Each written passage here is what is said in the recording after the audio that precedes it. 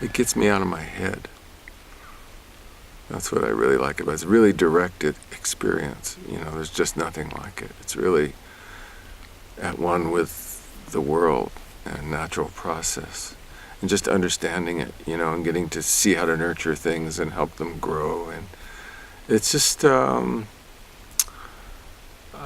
spent my life kind of doing media, which is kind of indirect experience, really.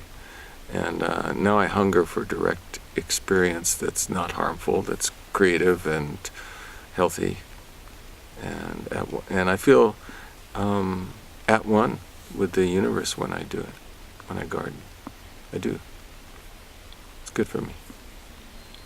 It's bad for my back, but it's good for my head.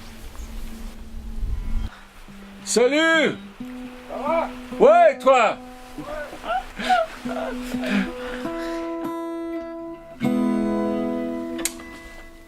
You?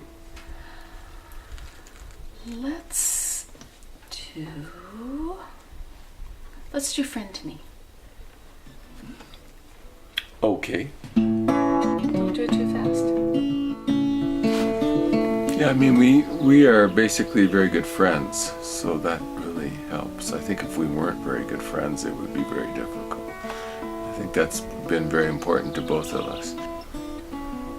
We first moved to Paris, so we lived in the city, and I could work there. I was working in the film industry in Paris, and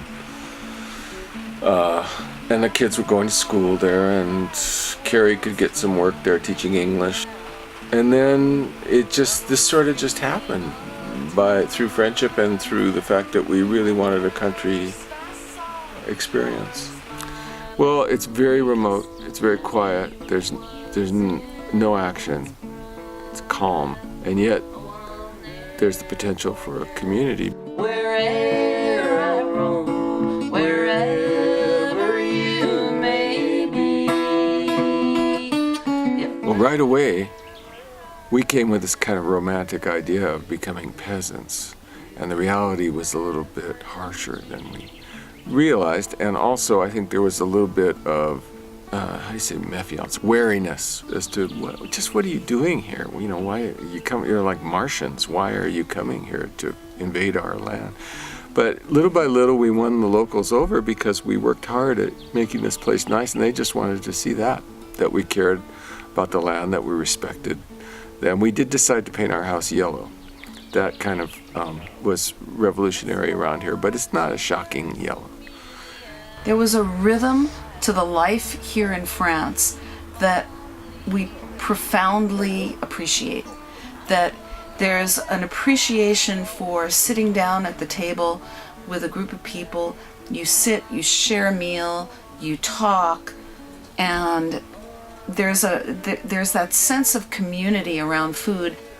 It's a European sense. We do that in the States, but it's a lot more rushed, and people always have somewhere to go, or they come late. And here in this place, people just really stop and talk and enjoy themselves. This is actually last year's chard that made it through the winter, and now it's going to seed, but there's still some really nice leaves on here. Well, I think that both of Carrie and I were always interested in organic gardening, basically, in gardening in a natural way. And we really wanted to grow the food that we were eating. So when we're growing our own, we know what we're doing with it. When we're buying from somebody else, that's the first thing I ask them. It's not so much, is it organic? But what I really like to ask them is, how do they treat their soil? And we already harvested the basil and made pesto. We made about 3 quarts of pesto out of our basil, and now they're growing back. Because we do it, we know what goes into it, because you can put a lot of junk in your soil, you know, and the plants will come out peppy and looking good, but they've been fed a bunch of junk, so that's not good. You know, the key ingredient is trusting the source. You can't rely on labels. You can't rely on organic or bio, because it doesn't mean really what you imagine. What you would like it to mean. So you have to do a lot of research, and you got to work at it. But once you find the source, then you can relax. Then it's good. But don't you swing down, sweet chariot, stop and let me ride. Swing down, chariot, stop and let me ride. When I was growing up, I was really very fortunate to have half of the side of my family, which is this big, sprawling Italian family in Brooklyn, and the other half, which is Northern Eastern European Jewish. Everybody loved food, and they loved good food. And so I really learned from a very young age that it was valuable to go for farm food that was produced in a really natural way.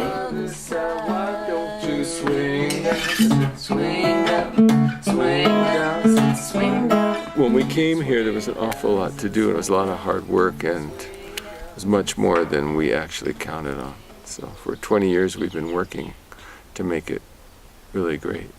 I think my interest was sort of recapturing the old village atmosphere that my father grew up in Belarus, or my mother experienced in Odessa, some hearkening back to the traditions, and I just wanted to experience that, I think. And we just really had a good time making little areas that are beautiful for different reasons, and I think we kind of always hoped that our kids would come join us here and our grandkids, and so far, in the beginning they did, and they helped us quite a bit, but then as they developed their own lives and their own loves and their own families, it got much harder for them to come over. And so one day my youngest son looked at me and said, this is great, but it's your dream, not ours. And I said, yeah, you're right.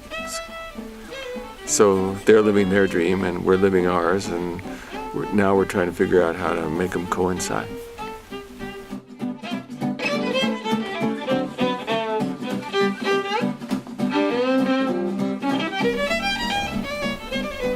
I'm always looking for balance, and I like it when I can get out of my head and get into the garden. Healthy. Okay.